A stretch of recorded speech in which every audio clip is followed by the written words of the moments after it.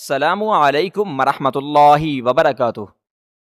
آج شاہ حویلی میں خوشیوں کا سما تھا، کیونکہ دادا جی کا لاڈلا پوتا پورے 13 سال بعد واپس پاکستان آ رہا تھا۔ تاؤ جی بھی بہت خوش تھے، جوان بیٹا سالوں بعد واپس لوٹ رہا تھا، اور تائی جان تو کچن میں گھسی ملازماؤں سے بڑھ کر ایک پکوان بنوا رہی تھی۔ باقی تائیاں بھی بڑی تائی کے آگے پیچھے گھوم رہی تھی، اور ان سب میں ایک وجود تھا جسے آج سب فراموش کر بیٹھے تھے۔ وہ غصے سے منہ پھلا کر اپنے کمرے میں گھسی بیٹھی تھی۔ لاڈلا بیٹا کیا واپس آ رہا، مجھے بھول ہی گئے۔ اب اسے غصے کے ساتھ رونا بھی آ رہا تھا، مگر آنسو کم بخت نکل ہی نہیں رہے تھے۔ میں کسی سے بات ہی نہیں کروں گی، بے وفا زمانہ۔ وہ بلینکٹ سر تک تانے لیٹی ہوئی تھی۔ سب سے پہلے اس کے کمرے میں 25 سالہ بسمہ داخل ہوئی۔ ایشو یار، اٹھ بھی جاؤ، آج تو تمہیں اپنے جلوے بکھیرنے چاہیے، اور تم کمبل میں گھسی لیٹی ہو۔ بسمہ نے دوستانہ لہجے میں بات کرتے اس کے سر سے کمبل کھینچا۔ بسمہ آپی، میرا موڈ بہت خراب ہے، پلیز نکل لو یہاں سے، اس کی بے زاری سی آواز آئی، مگر دوسری طرف بسمہ کو کوئی خاص فرق نہیں پڑا۔ یار، آج میں بہت خوش ہوں، میرا لاڈلا ویر پورے 13 سال بعد واپس آ رہا ہے، اور پلیز اب تم اس طرح مری بھینس بن کر لیٹی ہو، جلدی اٹھو اور تیار ہو کر خوبصورت دکھو، ورنہ یہ نہ ہو آج کوئی اور نمبر لے جائے۔ بسمہ تو اس کے فائدے کی بات کر رہی تھی، مگر دوسری طرف اس کے کان پر جوں تک نہ رینگی۔ خدا کا واسطہ بسمہ آپی، اپنا یہ بھائی نامہ لے کر یہاں سے نکل لو۔ اس کا ہاتھ بلینکٹ سے باہر نکلا، اور اس نے دروازے کی طرف اشارہ کیا، جیسے کہہ رہی ہو کہ دفع ہو جاؤ۔ اف، بسمہ نے تو لڑاکا عورتوں کی طرح دونوں ہاتھ کمر پر رکھے۔ ایشو، میں تمہارا کیا کروں؟ تمہیں سمجھ کیوں نہیں آ رہی؟ آج کل دن بہت خاص ہے۔ اس بار وہ کچھ جھنجھلا ہی گئی۔ خاص نہیں، آج کا دن تو سب سے منحوس ہے، وہ منہ ہی منہ میں بڑبڑائی۔ وہ دوبارہ سوتی بنی۔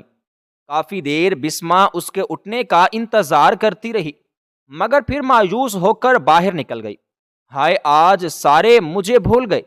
اس کی خوبصورت سی آواز اب بھی بلینکٹ کے نیچے سے آ رہی تھی۔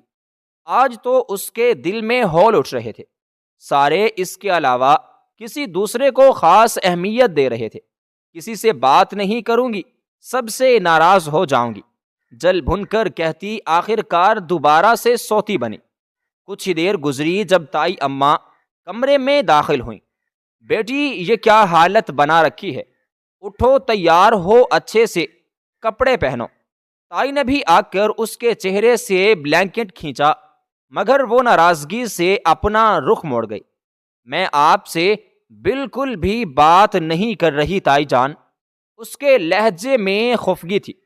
تائی جان کے لب مسکراہٹ میں ڈھلے۔ میری بیٹی، ناراضگی کے بعد میں جتانا، فی الحال اٹھو، میں تیار ہو جاؤ۔ میں چاہتی ہوں آج تم سب سے زیادہ پیاری لگو۔ تائی کی بات پر اسے اب غصہ ہی آ گیا۔ آج کا دن تو میں کمرے سے باہر ہی نہیں نکلوں گی، جو مرضی کر لیں۔ غصے سے کہتے ہوئے اس نے دوبارہ بلینکٹ کھینچ کر اپنے چہرے پر لیا۔ تائی نفی میں سر ہلاتی مسکرا کر باہر نکل گئی، مگر وہ اپنی ضد کی پکی تھی، کمرے سے باہر نہیں نکلی۔ کچھ دیر بعد دادا جی نے پیغام بھیجا، وہ پھر بھی نہیں گئی۔ آخر کار تاؤ جی خود اسے بلانے آئے۔ اس بار اس نے ایسی ایکٹنگ کی کہ تاؤ جی کو یہی لگا کہ وہ سو رہی ہے، اور وہ مایوس ہوتے باہر نکل گئی۔ ان کے جانے کے بعد وہ اٹھی تو اس کا چہرہ واضح ہوا۔ خوبصورت کانچ جیسی سبز آنکھیں، ان پر گری کالی پلکوں کی جھالر، چاکلیٹ براؤن بال جن کی ڈھیلی سی چٹکیاں کر رکھی تھی، اور ان میں سے کچھ آوارہ لیٹیں اس کے چہرے کے گرد بکھری ہوئی تھی۔ سفید ملائی جیسا چہرہ، گلابی چھوٹی سی ناک، خوبصورت نین نقش، وہ 18 سالہ نہایت ہی خوبصورتہ اپسرا ہی بنی ہوئی تھی۔ اس وقت وہ ملگزے سے حلیے میں تھی۔ دروازے تک آئی، اپنا کمرہ لاک کیا اور دوبارہ بیڈ پر گر گئی۔ اب تو کوئی کمرے میں آ ہی نہیں سکے گا، آنے دو ایک بار اس بزدل بگوڑے کو، دیکھنا اس کا جینا حرام کر دوں گی۔ اس کے لہجے میں اس وقت سارے جہان کا غصہ تھا۔ وہ دوبارہ سوتی بنی، اس شخص کا ذکر ہی چہرے پر بیزاریت طاری کر دیتا تھا۔ 3 گاڑیاں لمبی روش اختیار کرتی شاہ حویلی میں داخل ہوئیں۔ سب سے پہلی گاڑی سے شاہ میر شاہ اور شاہ زیب شاہ باہر نکلے۔ اس سے پیچھے والی گاڑی سے وہ شہزادہ باہر نکلا جس کی خاطر آج ساری حویلی میں خوشیوں کی لہر دوڑی ہوئی تھی، اور ان سے پچھلی گاڑی میں گارڈ سے مزین تھی، وائٹ شرٹ پہنے جس کے بازو کوہنیوں سے کچھ نیچے تک فولڈ کر رکھے تھے، کوٹ ہاتھ میں پکڑ رکھا تھا، بلیک جینز کے ساتھ ہی بلیک جوگرز، بلیک سٹائلش چشمہ۔ اپنی آنکھوں سے اتار کر اس نے ایک نظر حویلی پر ڈالی۔ بالآخر 13 سال بعد وہ اس حویلی میں واپس آیا تھا۔ وہ جیسے ہی پلٹا اس کا چہرہ واضح ہوا۔ 6 فٹ سے نکلتا قد خوبصورت ہلکی بھوری آنکھیں، ہلکی سی بیڑ، تھیکے نقوش، سفید گندمی رنگت، وہ 30-31 سالہ چوڑی جسامت اور مضبوط جسم کا مالک مشرقی شہزادہ تھا۔ اب وہ حویلی کے اندر داخل ہو رہا تھا، جہاں اس کے ماں باپ اور باقی حویلی کے دیگر افراد اس کے استقبال کے لیے کھڑے تھے۔ اس کے چہرے پر مسکراہٹ رسمن بھی نہیں تھی، آنکھوں میں جھنجھلاہٹ تھی جس چیز سے وہ 13 سالوں سے بھاگتا آیا تھا۔ آخر دوبارہ اس کا سامنا کرنا ہی پڑے گا۔ اس کا بس نہیں چل رہا تھا حویلی سے باہر نکل جائے، مگر کب تک اپنے ہی گھر اور اپنوں سے دور رہتا؟ آخر ایک نہ ایک دن تو اسے یہاں آنا ہی تھا۔ اپنے دل پر پتھر رکھ کر وہ آگے بڑھا۔ اتنے سالوں بعد ماں اسے دیکھ کر تو اپنے آنسو قابو ہی نہ کر پائی۔ سارے برے خیالات اپنے ذہن سے نکال کر وہ مسکرایا تھا۔ 13 سال بعد ماں کو دیکھا تھا، اسے اپنی آنکھوں میں سکون اترتا محسوس ہوا۔ وہ آگے بڑھا اور اپنی ماں کی پیشانی پر لب رکھے، پھر انہیں اپنے سینے سے لگایا۔ ماں کو بہت سکون محسوس ہوا۔ سب سے ملنے کے بعد وہ حویلی میں داخل ہوا۔ لاؤنج میں بیٹھ کر سب خوش گپیوں میں مصروف ہو گئے، اور بس وہ دعا کر رہا تھا کہ اس ہستی سے سامنا نہ ہی ہو۔ اس وقت وہ اسے دیکھ کر اپنا موڈ خراب نہیں کر سکتا تھا۔ کچھ دیر بعد سب ڈائننگ ٹیبل پر بیٹھ کر کھانا کھا رہے تھے۔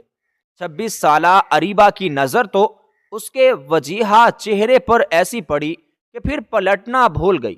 وہ تو بس اسے ٹکر ٹکر دیکھ رہی تھی، مگر دوسری طرف کسے فرق پڑ رہا تھا؟ تو وہیں جفا اور شفا نے بھی شاید اتنا خوبصورت مرد زندگی میں پہلی بار دیکھا ہو۔ وہ شاہ زیب اور شاہ میر سے بھی زیادہ خوبصورت تھا۔ اس کے چہرے پر سنجیدگی تھی، جبکہ شاہ میر اور شاہ زیب کچھ شرارتی اور چنچل طبیعت کے مالک تھے۔ کھانا پرسکون ماحول میں کھایا گیا۔ کھانے کے بعد وہ ڈائننگ ٹیبل سے اٹھا۔ اماں، میں کچھ دیر آرام کرنا چاہتا ہوں، پلیز کوئی ڈسٹرب مت کرے۔ ماں کو سنجیدگی سے ہدایت دیتا وہ اٹھا اور اوپر اپنے کمرے میں غائب ہو گیا۔ سب کے چہروں پر مسکراہٹ تھی۔ اس کی مسکراہٹ طنزیہ تھی، کس کی مطلبی تھی، کسی کی سازش تھی اور کسی کی شیطانی تھی۔ تو یہ تھی شاہ حویلی جس میں بستا تھا اظہر شاہ کا خاندان، جنہیں سب پیار سے دادا جی کہتے تھے۔ ان کے 4 بیٹے اور 1 بیٹی تھی۔ سب سے بڑا بیٹا یمان شاہ تھا، چھوٹا بیٹا رومان شاہ، تیسرا بیٹا ہارون شاہ تھا، اور آخری بیٹا اجاز شاہ تھا، اور ان کی ایک ہی بیٹی تھی گل رانا۔ یمان شاہ کی بیوی انمول بیگم تھی، جو سب سے بڑی بہو تھی۔ ان کے 2 بچے تھے، بڑا بیٹا 31 سالہ جازم شاہ جو ابھی حویلی لوٹا تھا۔ پچھلے 13 سال سے وہ لندن میں رہائش پذیر تھا، اور وہاں وہ جج کی پڑھائی کر رہا تھا۔ اس سے چھوٹی 25 سالہ بسمہ تھی، جس کا رشتہ چھوٹے تایا کے بیٹے 27 سالہ شامیر سے طے ہو چکا تھا، مگر دادا جی کا حکم تھا جب تک جازم شاہ کی شادی نہیں ہو جاتی تب تک حویلی میں کسی بچے کی شادی نہیں ہوگی، کیونکہ وہ سب سے بڑا تھا اور اس کی شادی ہونا پہلے طے تھی۔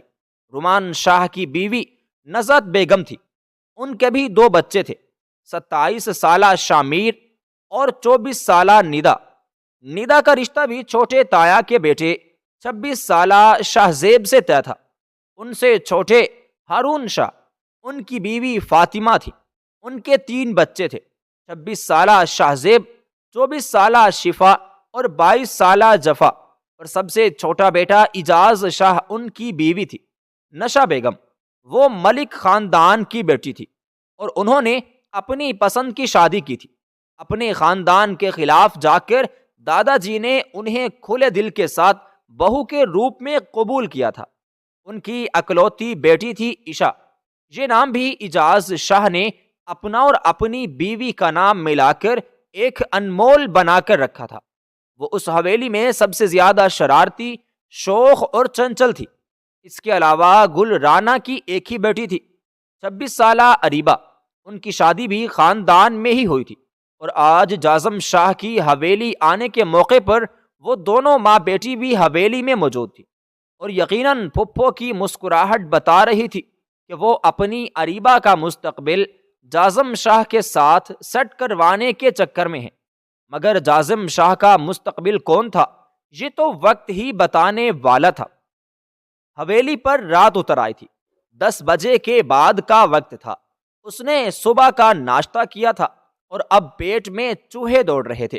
جب اسے یقین ہو گیا کہ اس وقت سارے حویلی والے سو چکے ہوں گے، تب وہ دبے پاؤں اپنے بستر سے اٹھی، کمرے کا دروازہ کھولا اور اندھیرے میں سیڑھیاں اترتی ہوئی کچن کی طرف بڑھی۔ ساری حویلی اندھیرے میں ڈوبی ہوئی تھی۔ دوسری طرف جازم کی آنکھ کھلی تو اسے شدید پیاس لگی۔ سائیڈ ٹیبل دیکھا تو نہ پانی کا گلاس تھا نہ کوئی جگ، شاید اماں رکھنا بھول گئیں، اور ویسے بھی وہ 13 سال بعد آیا تھا۔ نفی میں سر ہلاتے ہوئے وہ اٹھا اور کچن کی طرف بڑھا۔ وہ سیڑھیاں اترا، پھر کچن میں داخل ہوا تو اسے محسوس ہوا کچن میں کوئی تھا۔ اس کی چھٹی حس چوکنا ہوئی۔ وہ جو اندھیرے میں ہی شیلف پر کھڑی جلدی جلدی کھانا کھا رہی تھی، اچانک کسی نے اس کی کلائی پیچھے سے دبوچ کر اپنی طرف کھینچا۔ عشا کی تو چیخیں نکل گئی تھی۔ وہ سیدھا ان کے کشادہ سینے سے جا ٹکرائی۔ اس سے پہلے وہ چیخ چیخ کر اس کے کان بہرے کر دیتی، جازم کا ایک ہاتھ سختی سے اس کے لبوں تک آیا۔ جازم کو شاید امید نہیں تھی کہ سامنے والا چیخے گا۔ وہ حیران رہ گیا۔ اس کی چیخوں سے ساری ملازمائیں اٹھ گئیں اور سب بھاگتے ہوئے کچن میں آئے۔ جیسے ہی ساری لائٹس چلیں تو شکل واضح ہوئی۔ سرخ رنگ کی فراق پہنے، دوپٹہ گلے میں جھول رہا تھا، کانچ جیسی سبز آنکھوں سے خوف جھلک رہا تھا۔ وہ پھٹی پھٹی نگاہوں سے جازم شاہ کو دیکھ رہی تھی، جس نے سختی سے اس کی ایک کلائی کو دبوچ رکھا تھا اور دوسری طرف سے اس کی کمر کو پکڑ رکھا تھا۔ جازم شاہ کی نظر اس کے چہرے پر ایسی پڑی کہ پھر پلٹنا بھول گئی۔ اسے یقین نہ آیا کہ حویلی میں اتنی خوبصورت پری کب سے نظر آنے لگی۔ وہ اس کے بہت قریب تھی، دونوں کے چہروں میں صرف 1 فٹ کا فاصلہ تھا۔ وہ ٹکر ٹکر اسے دیکھتا رہ گیا۔ وہ جازم شاہ جسے لندن کا حسن متاثر نہ کر سکا، اسے یہ مشرقی چہرہ ایک ہی پل میں اپنا دیوانہ بنا گیا۔ اور دوسری طرف عشا کا حال تو ایسا تھا جیسے کاٹوں تو بدن میں لہو نہ ہو۔ کم بخت بزدل بگوڑا سالوں بعد لوٹا، واپس آتے ہی ایک ہی وار میں اس کا دل قابو کر گیا۔ سب سے پہلے اریبہ ہوش میں آئی۔ کیا ہو رہا ہے یہاں؟ اس نے کچھ غصے سے سوال کیا۔ عشا اس سے لمحوں میں دور ہوئی۔ تائی اماں تو اسے دیکھ کر اپنی مسکراہٹ ضبط کر رہی تھی۔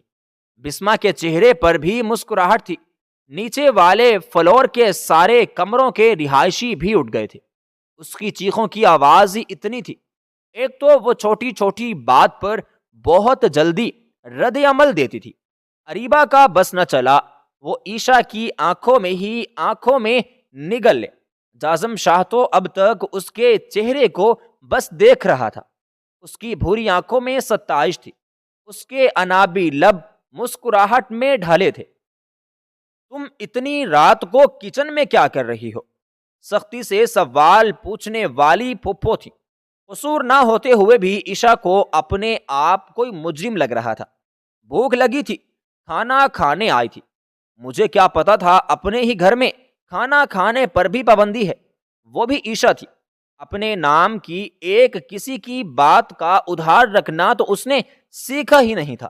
سامنے والے کو اپنے لفظوں سے ہی مات دینے کا ہنر رکھتی تھی۔ غصے میں کہتی وہ کچن سے باہر نکل گئی۔ نہ جانے کیوں سالوں بعد اسے دیکھ کر آنکھوں میں پانی جمع ہو گیا تھا۔ اس کی تو بھوک ہی مر گئی تھی۔ کمرے میں آئی اور دوبارہ کمرہ لاک کر کے بیڈ پر گری۔ نہ جانے کتنے ہی آنسو اس کی آنکھوں سے نکلتے کن پٹی میں جذب ہونے لگے۔ اتنی جلدی تو معاف نہیں کروں گی، وہ خود سے عہد کر چکی تھی۔ دوسری طرف تائی امی نے نفی میں اپنا سر ہلاتے افسوس سے پھپھو کو دیکھا۔ معصوم بچی تھی، ڈانٹنے والی کیا بات تھی؟ ایک تو پتہ نہیں آپ کو اتنی جلدی غصہ کس بات پر آ جاتا ہے۔ وہ کھانا ہی کھانے آئی تھی، ایک تو وہ صبح سے کمرے میں بند تھی، پتہ نہیں کتنی بھوک لگی ہوگی۔ بھابھی نے بھی اچھی خاصی نند کی میٹھی میٹھی بے عزتی کی، اور آپ نے زبان نہیں دیکھی اس کی بھابھی۔ تائی اماں نے اس بار پھپھو کی بات کو اگنور کرتے ہوئے بسمہ کو مخاطب کیا، جاؤ اسے کھانا دے کر آؤ، صبح سے کمرے میں بند ہے۔ بسمہ فوراً سر ہلاتی ہوئی آگے بڑھی، کھانا ٹرے میں نکالا اور اس کے کمرے کی جانب چل پڑی۔ کافی دیر دروازے پر دستک دی، مگر دوسری طرف اس نے تو جیسے کانوں میں روئی ٹھونس رکھی تھی۔ بسمہ مایوس ہوتی واپس پلٹ آئی۔ سارے اس وقت لاؤنج میں بیٹھے تھے۔ لگتا ہے اماں عشاء نہ بالکل ناراض ہو گئی ہے۔ دروازہ نہیں کھولا، اور لفظ عشاء پر تو جازم شاہ جیسے بالکل ساکت رہ گیا۔ پھپھو کے چہرے پر طنزیہ مسکراہٹ نمودار ہوئی۔ ہاں بھائی، جیسی ماں ہے ویسی بیٹی ہوگی، اور دو لاڈ پیار۔ دیکھ رہے ہو کس طرح سے بدتمیزی کر رہی ہے، کل کو یہ کوئی نہ کوئی چاند چڑھا کر رہے گی۔ لکھوا لو میری بات، اس حویلی کا نام یہ لڑکی ڈبوئے گی جیسے اس کی ماں نے اپنے ماں باپ کا نام ڈبویا تھا۔ پھپھو کے لہجے میں زہر تھا۔ نہ جانے کیوں جازم شاہ کو اپنی رگوں میں خون کی گردش تیز ہوتی محسوس ہوئی۔ مٹھیاں بھینچ کر اس نے اپنا غصہ قابو کیا۔ لاؤ یہ مجھے دو، تم جاؤ۔ بسمہ کے ہاتھوں سے ٹرے پکڑتا ہوا وہ خود سیڑھیوں کی طرف بڑھاتا تائی اماں کا سیروں خون بڑھ گیا، تو وہیں اریبہ اور پھپھو کے حلق تک چل گئے۔ بالآخر تماشا ختم ہوا، سب اپنے اپنے کمروں کی طرف بڑھ گئے۔ جازم اس کے کمرے کے باہر پہنچا، دستک دی۔ وہ جو رونے میں مصروف تھی، اپنے کانوں پر اس نے ہاتھ رکھ لیا۔ کچھ پلوں بعد جازم نے دروازہ پیٹ ہی ڈالا۔ عشاء کا دماغ گھوما، غصے سے اٹھی، دروازہ کھولا۔ آخر تکلیف کیا ہے؟ وہ جو غصے سے بول رہی تھی، سامنے جازم کو کھڑے دیکھ کر اس کی زبان تالوں کے ساتھ چپک گئی۔ رات کے اس پہر اس مغرور شخص کا اپنے کمرے میں آنا عشاء کو جیسے ہضم نہ ہوا۔ وہ اسے بت بنا چھوڑ کر آگے بڑھا اور ٹرے کو ٹیبل پر رکھا۔ چلو یہاں بیٹھو اور کھانا کھاؤ۔ سنجیدگی اور روبدار آواز میں حکم دیتے ہوئے وہ بھی وہیں پر بیٹھ گیا۔ عشاء کو تو جیسے یقین نہ ہوا وہ اس سے مخاطب تھا۔ وہ مر کر زندہ بھی ہو جاتی تو شاید تب بھی یقین نہ آتا کہ جازم شاہ نے عشاء شاہ کو مخاطب کیا ہے۔ بالآخر اس کی حیرانی غصے میں بدلی۔ اس کے سامنے آ کر کھڑی ہوئی لڑاکا عورتوں کی طرح کمر پر دونوں ہاتھ رکھے، کس کی اجازت سے میرے کمرے میں داخل ہوئے؟ چلو نکلو یہاں سے۔ اس نے کافی بدتمیزی اور غصے سے جازم کو مخاطب کیا۔ جازم کا تو مانو دماغ ہی گھوم گیا۔ تمہیں بات کرنے کی تمیز نہیں ہے؟ وہ بھی صوفے سے اٹھ کھڑا ہوا۔ عشاء کے چہرے پر طنزیہ مسکراہٹ نمودار ہوئی۔ بالکل مجھے بات کرنے کی تمیز ہے، مگر تم جیسے بزدل بگوڑے نہ مردوں سے تمیز سے بات کرنا عشاء اجاز شاہ نے سیکھا نہیں۔ اگر آج کے بعد میرے کمرے میں داخل ہونے کی کوشش کی تو تمہیں گنجا کر دوں گی۔ چلو دفع ہو جاؤ۔ جازم تو حیران رہ گیا، پریشان رہ گیا۔ کتنا فر فر بول رہی تھی، اسے یقین نہیں آ رہا تھا۔ وہ جازم شاہ جس سے اس کے ماں باپ بھی تمیز سے بات کیا کرتے تھے، اور یہ لڑکی اس کی انسلٹ پر انسلٹ کیے جا رہی تھی۔ اس نے کافی مشکلوں سے اپنا غصہ قابو کیا۔ ایک تو غصہ کرتے ہوئے زیادہ حسین لگ رہی تھی۔ یہ ساری بحث چھوڑو، پہلے بیٹھ کر کھانا کھاؤ۔ وہ دوبارہ صوفے پر بیٹھ چکا تھا۔ عائشہ تو حیران رہ گئی۔ وہ اس سے اس طرح بات کر رہا تھا جیسے دونوں کا سالوں کا یارانہ ہو۔ سالوں کا غصہ تھا جو عائشہ کے اندر بھرا ہوا تھا، جو اب باہر نکلنے والا تھا۔ بھاڑ میں گیا کھانا، نکلو یہاں سے، تم ہوتے کون ہو مجھ پر حکم چلانے والے؟ اس بار وہ غصے سے چیخی۔ جازم شاہ کا دماغ آؤٹ آف کنٹرول ہو چکا تھا۔ وہ اٹھا، ایک ہی جست میں عائشہ کی دونوں کلائیاں پن کیے، اس کی کمر کے گرد باندھے اور دوسرے ہاتھ سے اس کے بال کچھ نرمی کے ساتھ دبوچے۔ شاید تم بھول رہی ہو میں کون ہوں۔ اپنی آنکھوں میں آنکھیں ڈال کر وہ دھیمے سے لہجے میں دھاڑا۔ عائشہ کو کوئی خاص فرق بالکل نہ پڑا۔ بالکل تم بگوڑے، تم بزدل ہو، اس کے علاوہ اگر کچھ ہو تو بتا دو۔ وہ اس پر طنز کر رہی تھی۔ جازم شاہ کا خون کھول اٹھا۔ تم بھول چکی ہو، میرا تم پر کیا حق ہے؟ لگتا ہے یاد کروانا ہی پڑے گا۔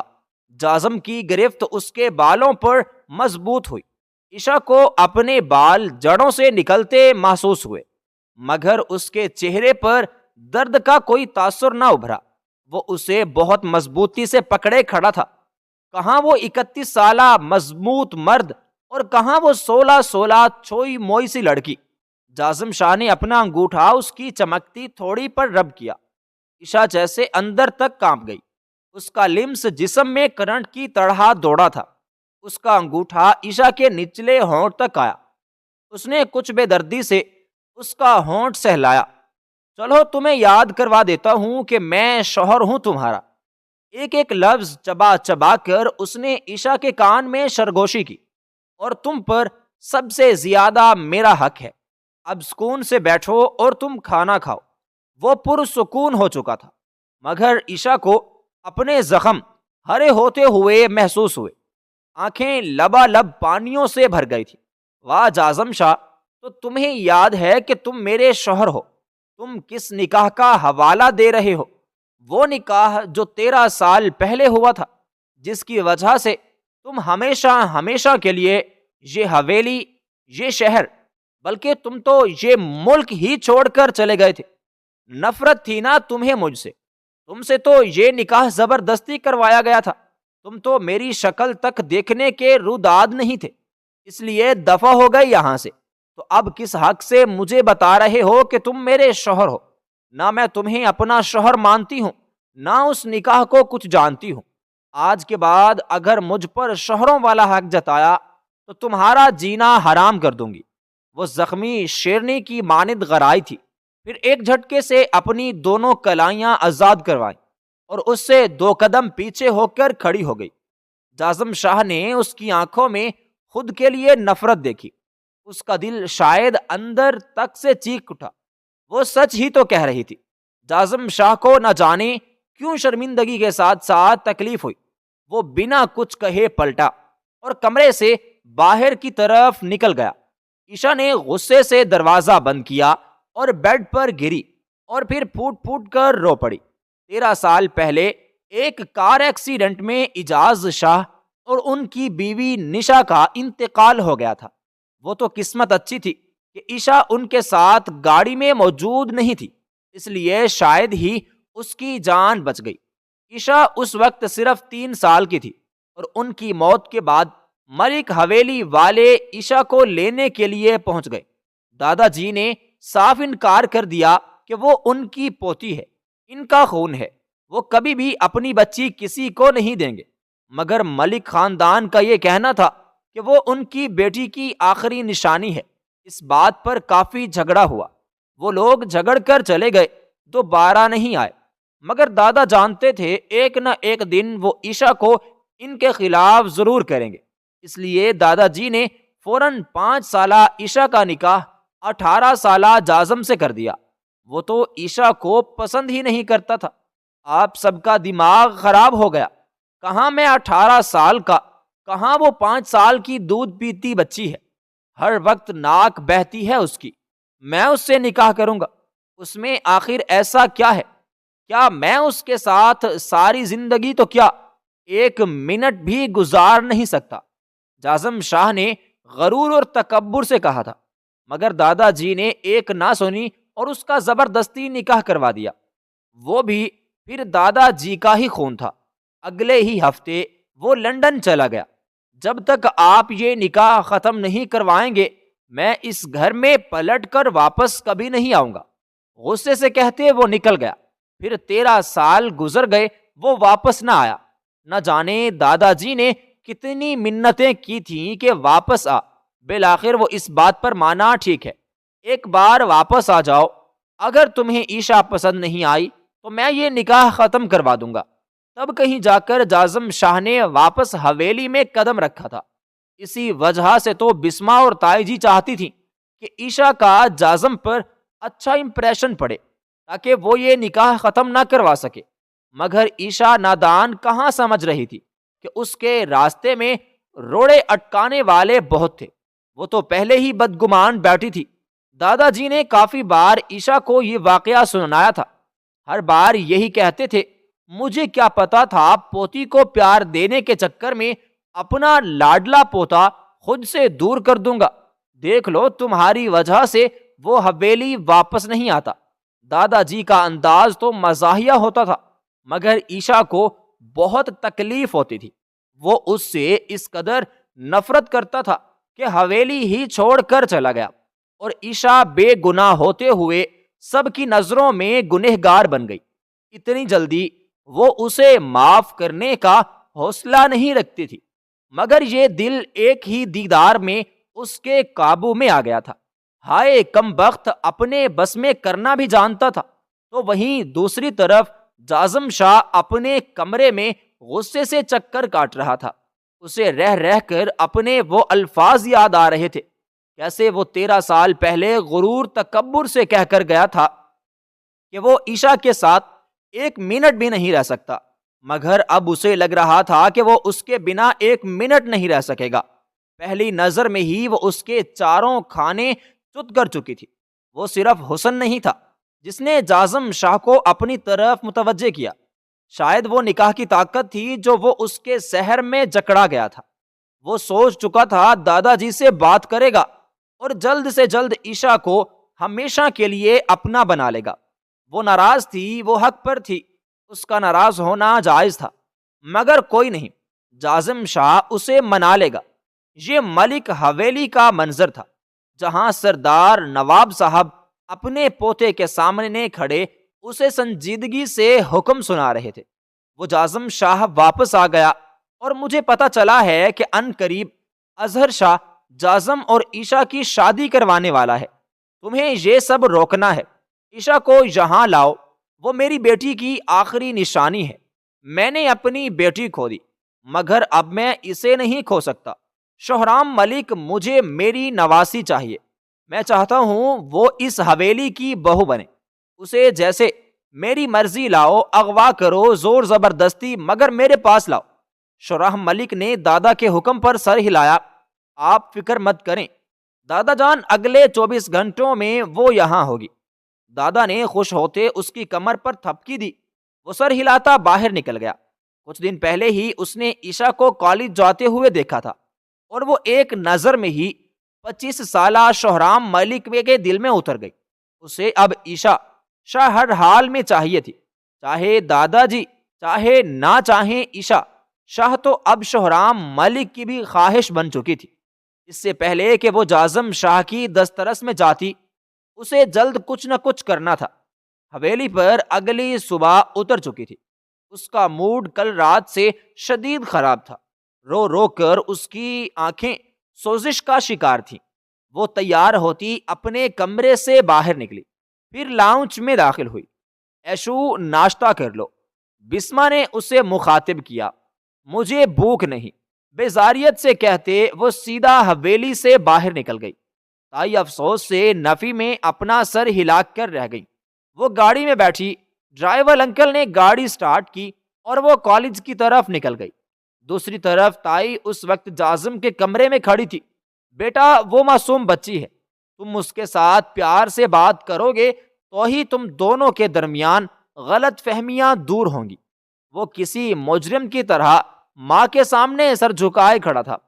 جاؤ اب اس سے معافی مانگو، وہ بنا کچھ کھائے پیے ہی چلی گئی ہے۔ کل رات بھی اس نے کچھ نہیں کھایا۔ ایسا کرنا، آج چھٹی کے وقت تم اسے کالج سے لیتے آنا، اس طرح تم دونوں کے درمیان غلط فہمیاں بھی دور ہو جائیں گی۔ اماں سائیں کے آئیڈیا پر اس نے اس بات میں سر ہلایا۔ جی آپ فکر مت کریں اماں سائیں، میں اسے سنبھال لوں گا۔ اسے ناراض کیا ہے تو منا بھی لوں گا۔ آپ کو اپنے بیٹے پر بھروسہ رکھنا چاہیے۔ شگفتہ بیگم بیٹے کو دیکھ کر پیار سے اس کا ماتھا چوم گئی۔ جیتے رہو میرے بچے، تم جانتے ہو وہ بن ماں باپ کی بچی ہے۔ میں نے تو اسے اس وقت ہی اپنی بیٹی بنا لیا تھا جب قدسیہ اسے اس دنیا میں اکیلا تنہا چھوڑ کر چل بسی۔ تم کچھ دن اس کے ساتھ رہو گے تو تمہیں اندازہ ہو جائے گا کہ وہ کس قدر پیاری بچی ہے۔ وہ مسکرا کر اماں سائیں کو دیکھتا باہر نکل گیا۔ آپ کو کیا بتاؤں اماں سائیں کہ مجھے تو وہ پہلی نظر میں ہی بھاگ گئی ہے۔ نہ جانے وہ میری زندگی میں پورے حق سے آئے گی تو کیا حال ہوگا میرا، وہ سوچ کر ہی سرشار ہوا تھا۔ مگر برا ہو 2 گھنٹے بعد ہی اسے فون آ گیا۔ اسے ضروری کام سے کورٹ جانا پڑا۔ اماں سے معافی مانگتا ہوا وہ کورٹ کی طرف چل پڑا۔ وہاں کام کرتے 4 گھنٹے گزر گئے۔ وقت کا احساس ہی بہت دیر بعد ہوا۔ دوسری طرف عشاء کے کالج کا آف ہو گیا تھا۔ وہ گاڑی میں بیٹھی، گاڑی حویلی کی طرف رواں دواں تھی، مگر راستے میں ہی گاڑی آدھی سڑک کے درمیان بند ہو گئی۔ کیا ہوا چچا، گاڑی کیوں بند کی؟ عشاء نے ڈرائیور انکل کو مخاطب کیا۔ پتہ نہیں بیٹا، سامنے کوئی گاڑیاں کھڑی ہیں، وہ بھی گھبرا گئے۔ عشاء نے حیرت سے شیشے سے باہر کی طرف جھانکا۔ بیٹا آپ اندر ہی رہنا، میں دیکھتا ہوں۔ چاچا نے اسے ہدایت کی اور گاڑی سے باہر نکلے۔ چاچا ان گاڑیوں کی طرف بڑھ گئے اور یہی موقع دیکھ کر شہرام ملک نے گاڑی کا پچھلا دروازہ کھولا۔ عشاء نے حیرت سے دائیں طرف دیکھا۔ اس سے پہلے وہ چیختی چلاتی یا کچھ سوچتی سمجھتی اس کے چہرے پر ایک رومال آ چکا تھا اور کچھ ہی منٹوں میں وہ ہوش و حواس سے بیگانہ ہو گئی۔ چچا واپس آئے تو پرسکون تھے۔ بیٹا وہ تو کوئی سیاح تھے جو گاؤں گھومنے آئے اور راستہ بھٹک گئے، مگر دوسری طرف سے جواب نہ پا کر انہوں نے جھٹکے سے پیچھے دیکھا۔ گاڑی خالی تھی، عشاء کہیں نہیں تھی۔ وہ پریشان ہو گئے۔ آس پاس دیکھا، سارا راستہ سنسان تھا۔ دور دور تک کسی انسان کا کوئی نام و نشان نہیں تھا۔ ڈرائیور انکل کا تو خون خشک ہوا۔ فوراً دادا جی کو کال ملائی، پھر کیا اگلے 1 گھنٹے میں حویلی میں تماشا لگ چکا تھا۔ آئے ہائے، میں نہ کہتی تھی ماں کی طرح یہ ہمارا نام خاک میں ملا کر جائے گی۔ جیسی ماں ویسی بیٹی۔ پھپھو نے اپنا سر پکڑ لیا۔ بسمہ اور تائی جان دونوں کو صرف عشاء کی فکر ہو رہی تھی۔ دادا جی جانتے تھے یہ کس کا کام ہے۔ وہ فوراً یمان صاحب کے ساتھ ملک حویلی گئے، مگر نواب ملک نے تو صاف انکار کر دیا۔ ہم نہیں جانتے تم کس عشاء کی بات کر رہے ہو، وہ تو تمہارا خون تھی، تم جانو وہ کہاں ہے۔ وہ تو خود کو دودھ میں سے بال کی طرح باہر نکال لائے۔ انہوں نے ساری ملک حویلی چھان ماری، مگر عشاء کہیں نہیں ملی۔ مایوس ہو کر واپس شاہ حویلی آ گئے۔ عصر کے بعد جازم شاہ حویلی میں داخل ہوا تو اس نے دیکھا لاؤنج میں مجمع لگا ہوا تھا۔ کیا ہوا، یہاں سب کیوں جمع ہیں؟ اس نے حیرانی سے پوچھا۔ مجھ سے پوچھو، بھاگ گئی وہ، پھپھو نے نہایت نفرت اور حقارت سے کہا۔ جازم نے ناسمجھی سے انہیں دیکھا۔ کیا بول رہی ہیں پھپھو، کون بھاگ گئی؟ اریبا مزے سے سارا ڈرامہ انجوائے کر رہی تھی، وہی جو غیروں کا خون تھی۔ دکھا دی اس نے اپنی اوقات۔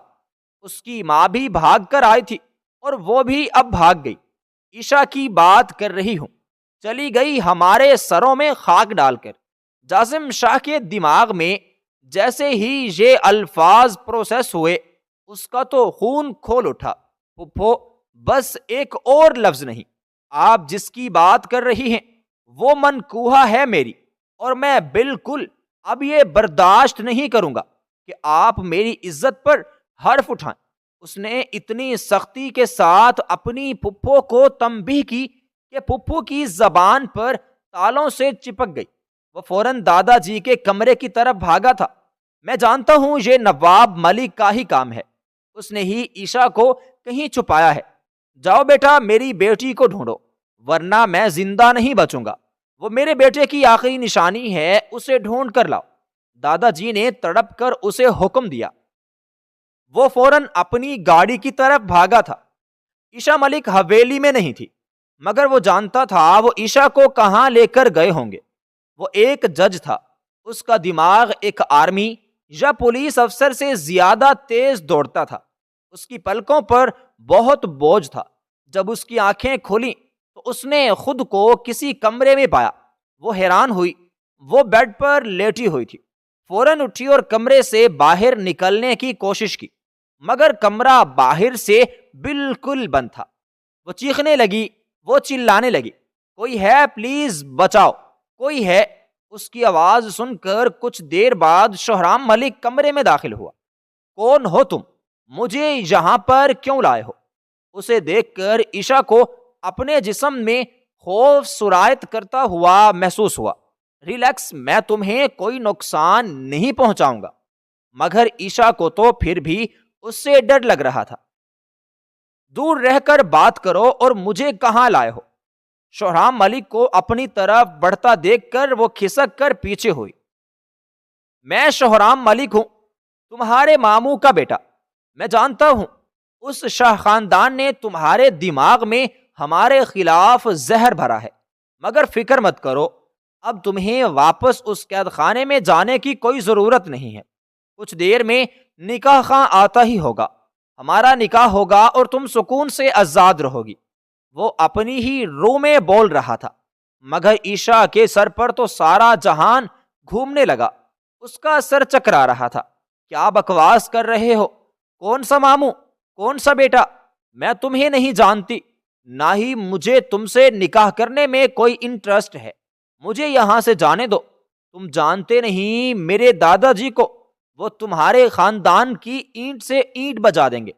عشاء غصے سے پھٹ پڑی، مگر دوسری طرف شہرام ملک بالکل پرسکون تھا۔ فکر مت کرو، تمہارے دادا جی کبھی جان نہیں پائیں گے کہ تم کہاں ہو۔ اور عشاء کا تو مانو دماغ گھوم گیا۔ اتنے میں پیچھے سے کوئی ملازمہ آئی، مالک نکاح خواہ آ گیا ہے۔ وہ تو پہلے سے ہی جازم شاہ کے نکاح میں تھی۔ یہ کیا ہو رہا تھا؟ چلو نکاح خواہ آ گیا ہے، ہمارا نکاح ہوگا۔ آگے بڑھ کر اس نے بہت ہی بے تکلفی سے عشاء کی کلائی پکڑ لی۔ عشاء کو تو جیسے اپنا ہاتھ آگ میں جلستا ہوا محسوس ہوا۔ اس نے ایک ہی جھٹکے میں اپنا ہاتھ چھڑایا۔ ہمت کیسے ہوئی مجھے ہاتھ لگانے کی؟ کہہ دیا نا نہیں کروں گی نکاح۔ وہ پھٹ ہی پڑی تھی۔ اس بار شہرام ملک کو بھی غصہ آیا۔ اس نے غصے سے عشاء کا بازو دبوچا اور اسے کھینچتا ہوا باہر ہال میں لے کر آ گیا۔ دوسری طرف جازم شاہ کی گاڑی بہت تیزی سے ملک فارم ہاؤس میں داخل ہوئی۔ اس کے ہاتھ میں گن تھی۔ راستے میں جتنے بھی گارڈز آئے وہ سب کے سر پر گن کی پسٹل مار رہا تھا۔ اس وقت وہ بہت غصے میں تھا۔ وہ اس کی منوہا تھی، اس کی عزت تھی۔ نفرت یا محبت وہ اپنی جگہ، مگر عزت پر شاہ خاندان کوئی آنچ نہیں آنے دیتا۔ میں کہہ رہی ہوں چھوڑو میرا ہاتھ، میں کوئی نکاح نہیں کروں گی۔ جیسے ہی وہ لاؤنج کا دروازہ کھول کر اندر داخل ہوا، عشاء کی آواز کانوں میں گونجی۔ دھاڑ کی آواز کے ساتھ ان سب کا رخ دروازے کی طرف گیا اور شہرام ملک کا تو خون کھول اٹھا۔ تمہاری اتنی ہمت، تم اندر کیسے آئے؟ وہ غصے سے چیخا تھا۔ جازم شاہ کی گرے آنکھیں اس وقت سرخ انگارہ ہو چکی تھیں۔ تمہاری ہمت کیسے ہوئی میری بیوی کو ہاتھ لگانے کی؟ اس کی دھاڑ نے فارم ہاؤس کے در و دیوار ہلا دیے اور شہرام ملک تو زلزلوں کی زد میں آیا۔ عشاء 1 منٹ سے پہلے اپنی کلائی آزاد کرواتی ہوئی اٹھ کر بھاگی تھی۔ نہ جانے کیوں جازم کو وہاں دیکھ کر اسے سکون محسوس ہوا تھا، مگر جازم شاہ کے اندر کسی نے آگ کی چنگاری لگا دی تھی۔ آج یا تو وہ خود مر مٹنے والا تھا یا شہرام ملک کو مارنے والا تھا۔ عشاء تیزی سے آ کر اس کے پیچھے کھڑی ہو گئی۔ میں یہاں اپنی مرضی سے نہیں آئی، یہ مجھے یہاں پر زبردستی لے کر آیا ہے۔ میں نہیں جانتی یہ کون ہے۔ وہ زندگی میں پہلی بار خوف زدہ ہوئی تھی، کیونکہ وہ جانتی تھی کہ شاہ خاندان میں بیٹی کی ایک غلطی کتنا بڑا گناہ بن سکتی ہے، اور اسے تو ہمیشہ ہی پھپھو تانا دیتی رہتی تھی کہ یہ بھی اپنی ماں کی طرح ایک نہ ایک دن بھاگ جائے گی۔ اسے لگ رہا تھا آج وہ رسوا ہو جائے گی۔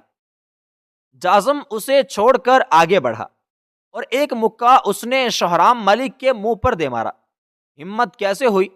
اپنی سرخ ہوتی آنکھیں شہرام ملک کی کالی آنکھوں میں گاڑھے وہ چلایا تھا۔ شہرام نے بھی اس کا گریبان پکڑا۔ وہ دونوں کچھ ہی منٹوں میں گتھم گتھا ہو چکے تھے اور عشاء تھر تھر کانپ رہی تھی۔ زندگی میں پہلی بار اس نے ایسی صورتحال کا سامنا کیا تھا۔ آخر کار وہ آگے بڑھی اور ان دونوں کو ایک دوسرے سے الگ کرنے کی کوشش کی۔ پلیز چھوڑیں، کیا کر رہے ہیں؟ اس نے جازم کا بازو پکڑ کر اپنی جانب کھینچا۔ جازم کی حرکت کرتے ہاتھ رک گئے۔ شہرام ملک کے ہاتھ میں گن تھی۔ آج تو میں تمہیں ختم ہی کر دوں گا۔ وہ بھی غصے سے پھٹا تھا۔ عشاء کو اپنا دم گھٹتا ہوا محسوس ہوا۔ وہ عشاء کو پیچھے کیے آگے بڑھا۔ ہمت ہے، اگر مرد کے بچے ہو تو چلاؤ گولی۔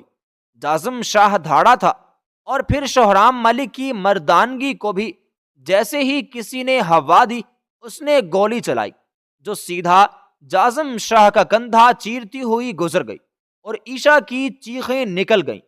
درد کی ایک تیز لہر جازم شاہ کے سارے جسم میں دوڑ پڑی، مگر اس کے چہرے پر کوئی آثار نظر نہ آیا۔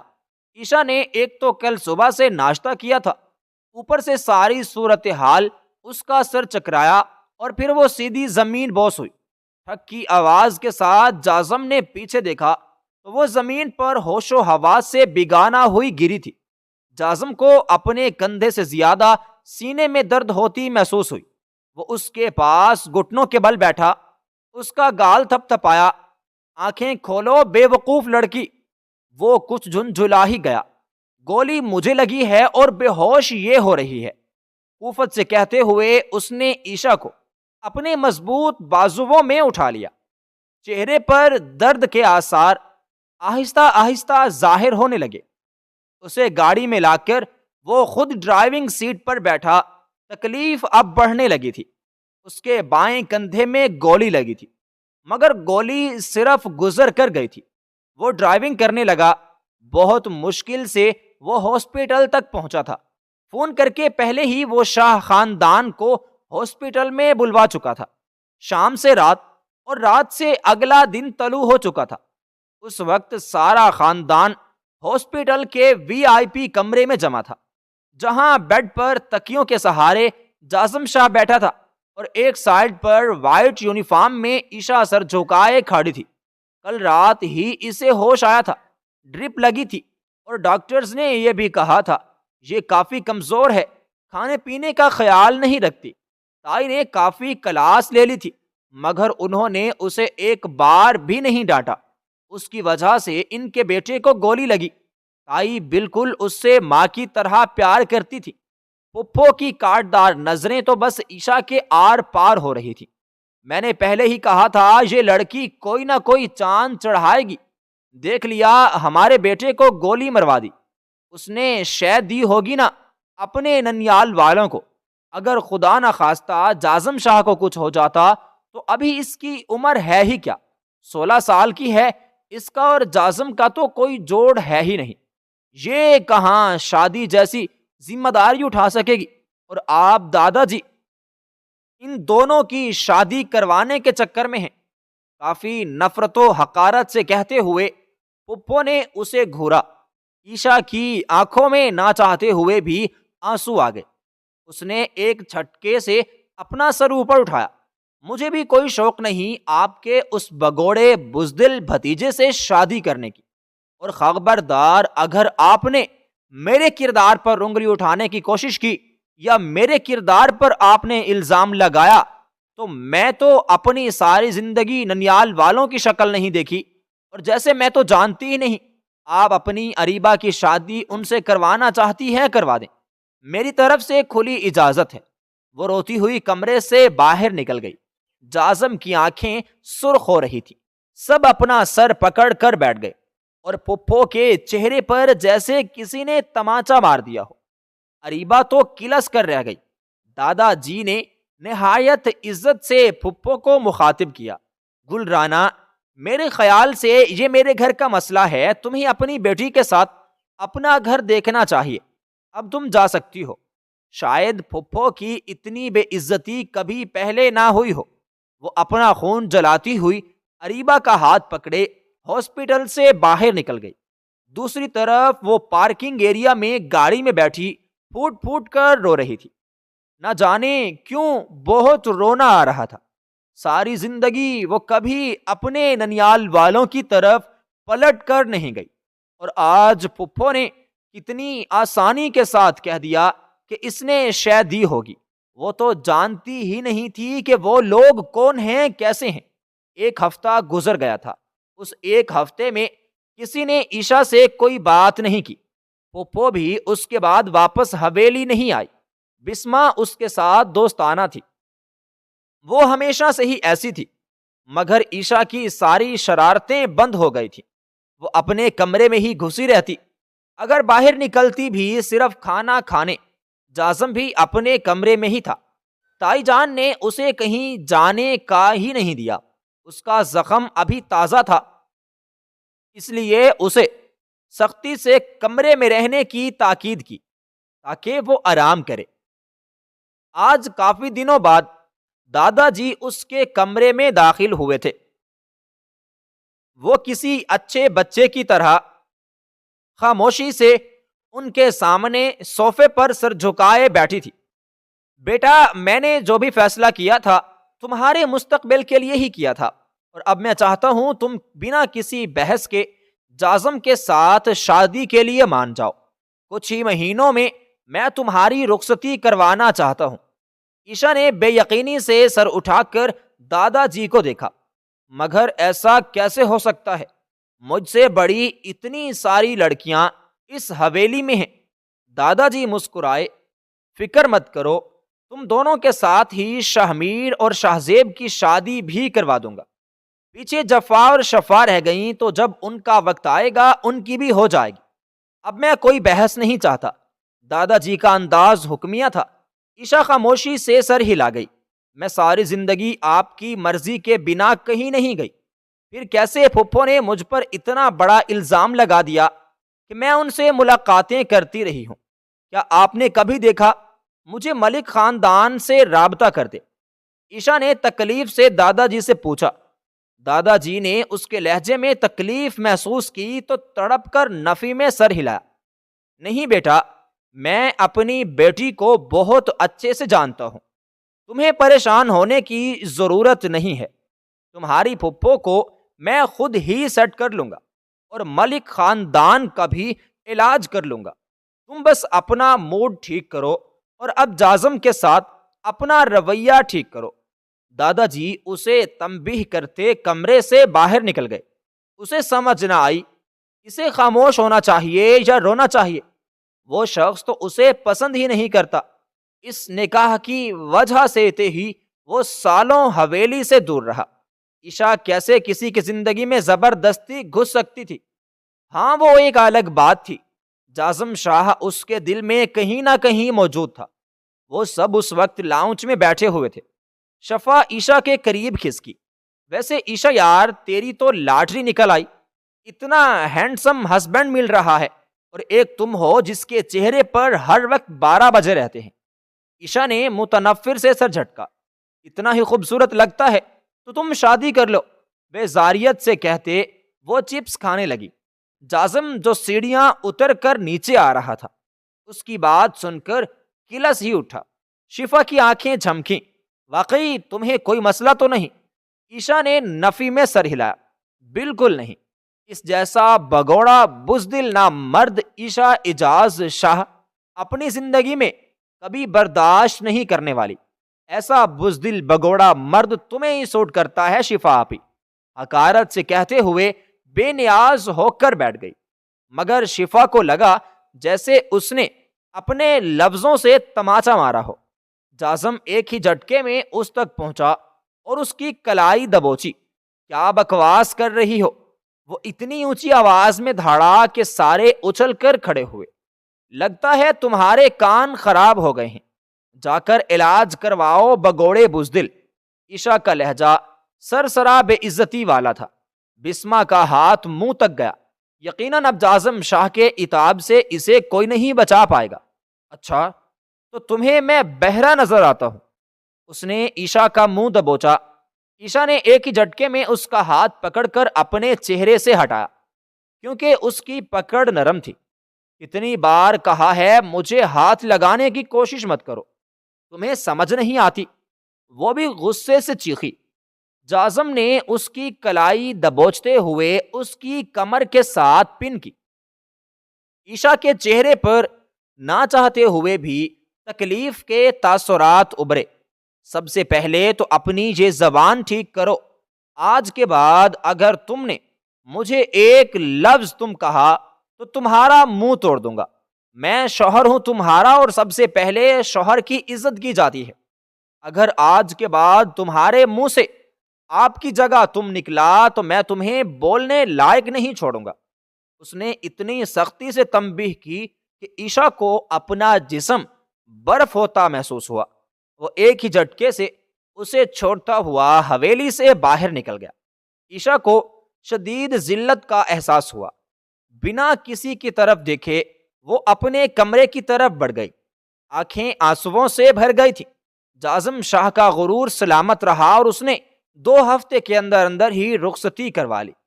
اس وقت دلہن بنی اس کے کمرے میں بیٹھی تھی۔ شدید ذلت کا احساس چہرے پر تھا۔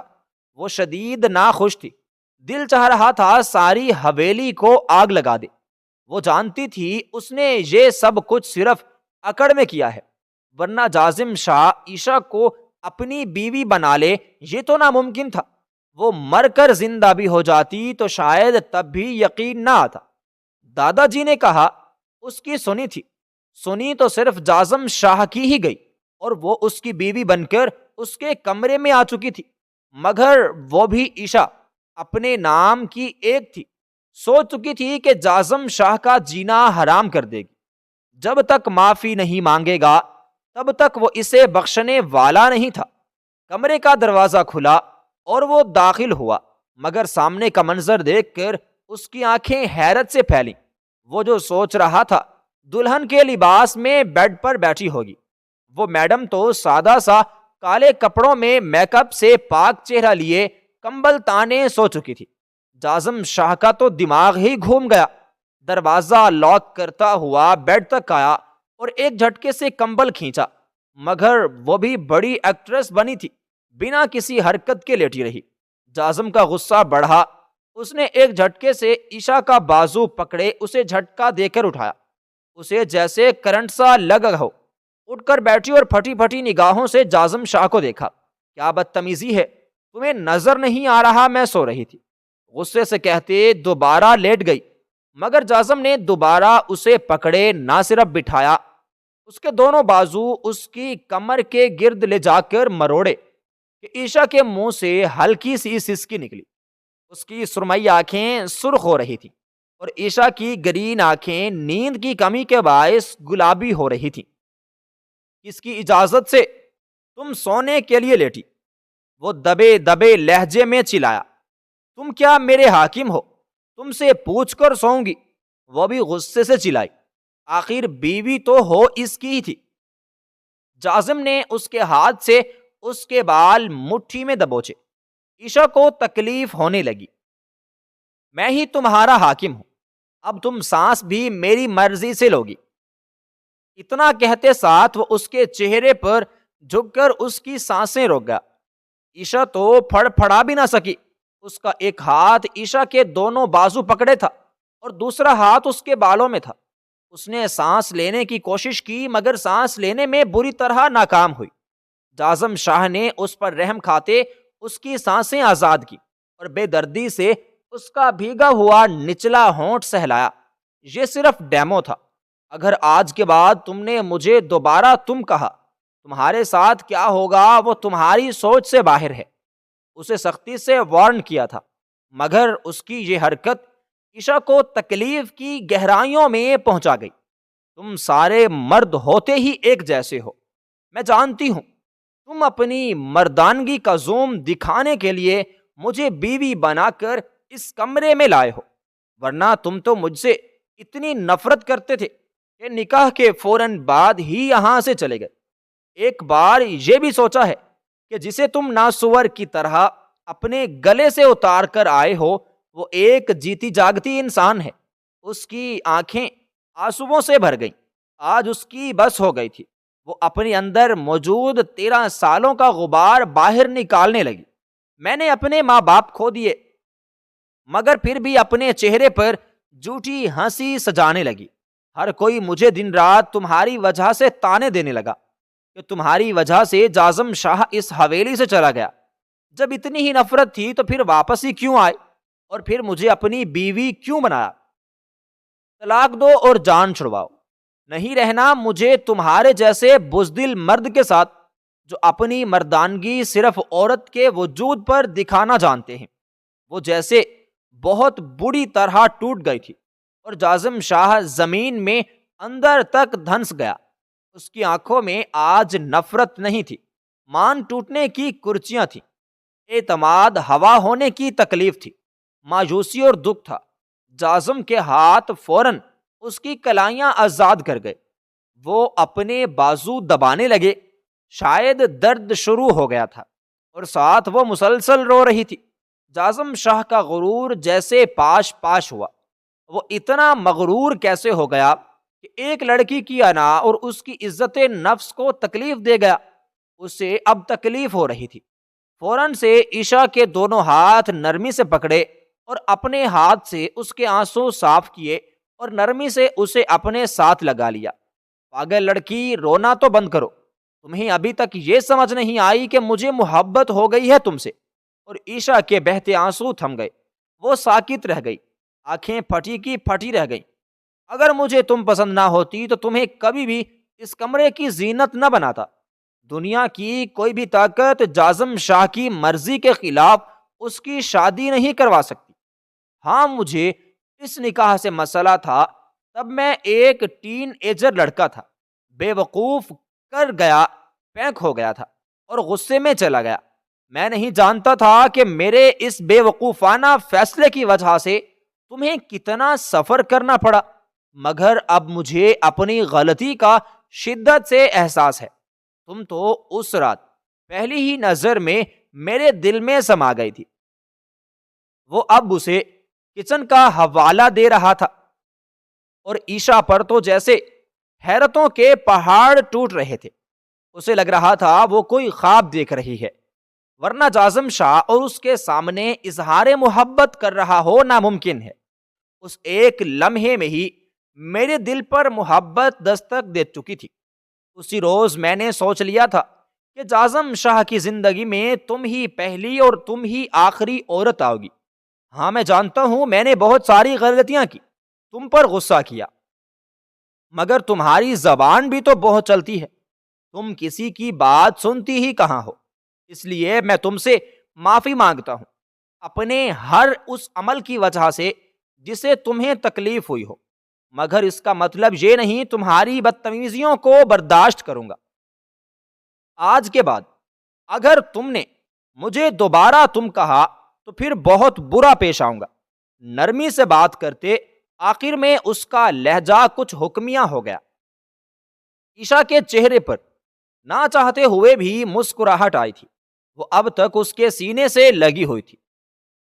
یقین نہیں ہو رہا، غرور کا پیکر جاظم شاہ مجھ جیسی ناچیز عائشہ سے معافی مانگ رہا ہے، اور جاظم چاہ کر بھی اپنی مسکراہٹ لبوں پر روک نہیں پایا۔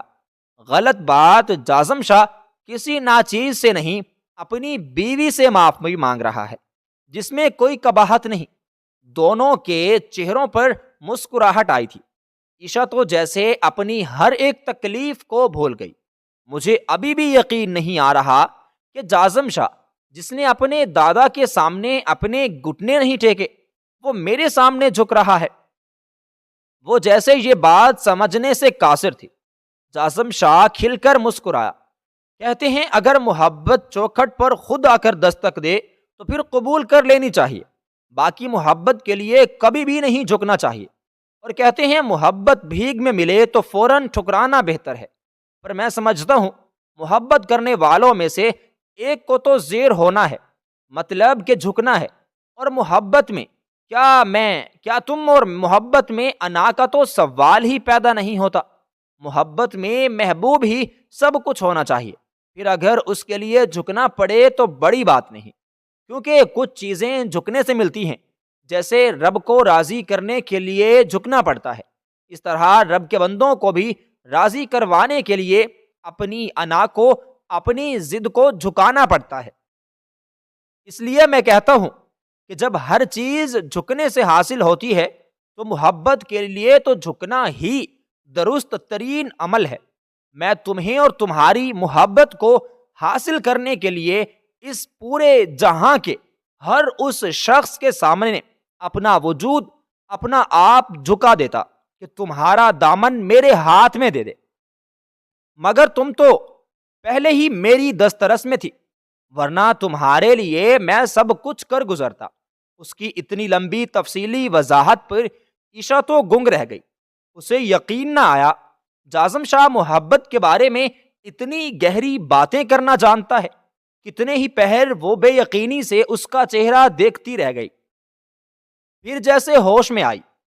یہ بات تو وہ سمجھ گئی تھی کہ جازم کی باتیں کوئی جھول نہیں ہیں، بالکل سچ ہیں۔ مجھے جب لگے گا کہ تمہاری عزت کرنی ہے تب کروں گی، مسکراہٹ دبائے اس نے سنجیدگی سے کہا۔ جازم نے اسے گھوری سے نوازا، جو اب اس کے سینے سے ہٹتی پیچھے ہو کر بیٹھی۔ جب تک میری پڑھائی پوری نہیں ہو جاتی میرے قریب بھٹکنے کے بارے میں بھی سوچنا مت۔ انگلی اٹھائے اسے وارن کیا۔ جازم شاہ کے چہرے پر طنزیہ مسکراہٹ نمودار ہوئی۔ اس نے ایک ہاتھ سے اس کی انگلی پکڑی، دوسرے ہاتھ سے اس کی کمر دبوچ کر دوبارہ اپنے سینے کے قریب کیا، پھر جھک کر اس کے ماتھے پر نرمی سے لب رکھے۔ کہا نا تم میری دسترس میں ہو، تمہاری مرضی کے بنا بھی میں تم پر پورا حق رکھتا ہوں۔ جازم کی آنکھوں میں شرارت تھی، مگر عائشہ اس کی شرارت نہ سمجھ سکی۔ اس کی آنکھوں میں غصے کی خفگی ابھری۔ دیکھا تم مرد لوگ بس یہی کر سکتے ہو، بس اپنا حق لینا ہی تو آتا ہے۔ اس کے سینے پر مکہ مارتی وہ فوراً اسے دور ہونے کی کوشش کرنے لگی، مگر جازم نے مسکرا کر اسے اپنے سینے سے لگایا۔ ٹھیک ہے تمہاری بات مانوں گا، مگر ایک شرط ہے، تمہیں مجھے پہلے آپ کہنا ہوگا۔ اور عائشہ کا تو جیسے حلق تک کڑوا ہو گیا۔ کہا نا جب مجھے لگے گا تمہاری عزت کرنی ہے تو آپ کہوں گی تو ٹھیک ہے، جب مجھے آپ کہوگی تب میں تمہیں خود سے دور کروں گا۔ اسے اپنے سینے میں زور سے بھینچ کر جازم نے اسے خوب ڈرایا۔ واقعی وہ خوف زدہ ہوئی تھی۔ اچھا ٹھیک ہے دور رہو، میرا مطلب ہے آپ دور رہیں، معصومیت سے کہتے ہوئے اس نے جازم شاہ کو کہا لگانے پر مجبور کر دیا۔ کمرے کے در و دیوار میں اس کی خوبصورتی ہنسی گونج اٹھی۔ عائشہ نہ چاہتے ہوئے بھی بلش کر گئی۔ اس نے عائشہ کا چہرہ سامنے کیا اور پھر اس کے چہرے کے ایک ایک نقش پر اپنا تشنا لب رکھتے ہوئے اپنے لم سے اسے موتر کیا گیا۔ عائشہ نے سختی سے اس کی قمیض کو سینے سے مٹھی میں بھینچ لیا۔ وہ جو خود سے عہد کر کے اس کمرے میں داخل ہوئی تھی کہ جازم شاہ کا جینا حرام کر دے گی، وہ تو کچھ ہی گھنٹوں میں اس کے سامنے بے بس ہوئی اور پگھلتی ہوئی موم کا ڈھیر بن گئی۔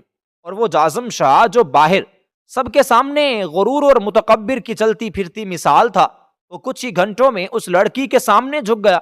باہر رات گہری ہو رہی تھی اور چاند ان دونوں کو ایک ساتھ دیکھ کر مسکرا اٹھا۔ بے شک انسان کی زندگی میں آزمائشیں آتی رہتی ہیں، انسان غلطیاں کرتا ہے، لیکن اگر وقت رہتے انہیں سدھار لے تو زندگی جنت جیسی گلزار ہو جاتی ہے۔